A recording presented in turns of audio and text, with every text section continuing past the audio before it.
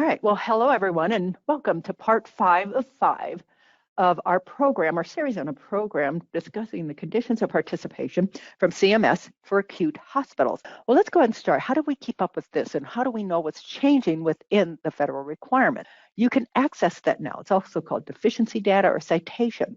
Let's talk about the hospital improvement rule and infection control standards. This came out in September of 2019, but it didn't go into effect for another 60 days. That's normal. That's the way they usually operate. Many changes happened in infection control.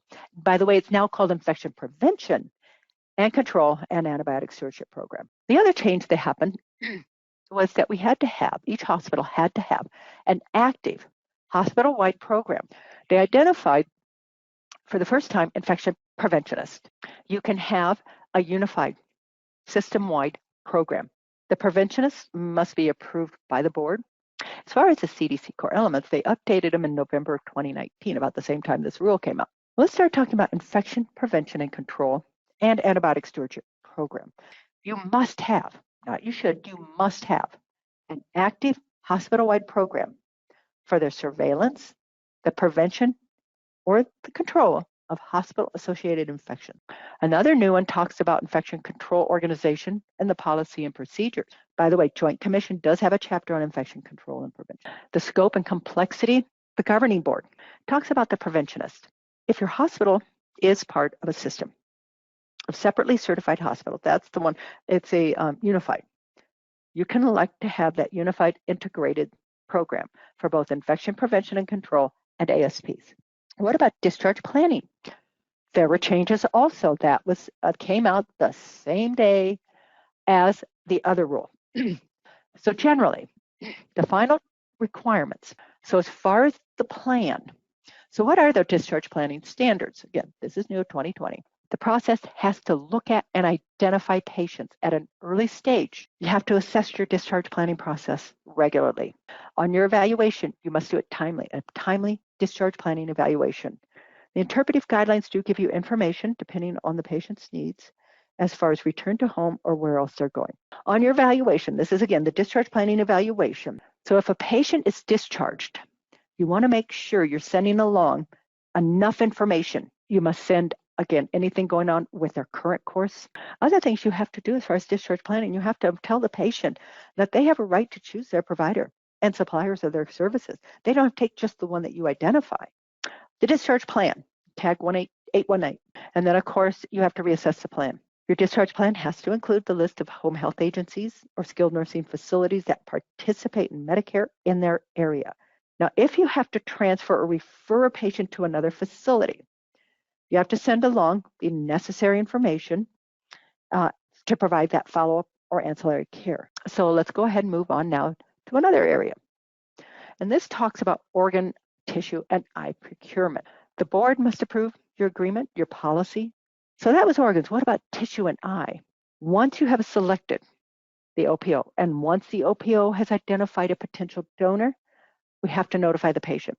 Your staff must be trained on any organ donation issues. You have to cooperate with the organ procurement to review your records and look at potential donors.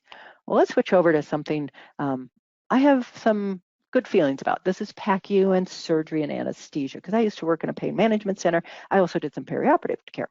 Qualified RN does the circulating duties. You have to specify for each practitioner that performs a surgical task. There are multiple surgical policies. Preventing OR fires, that continues to be an issue.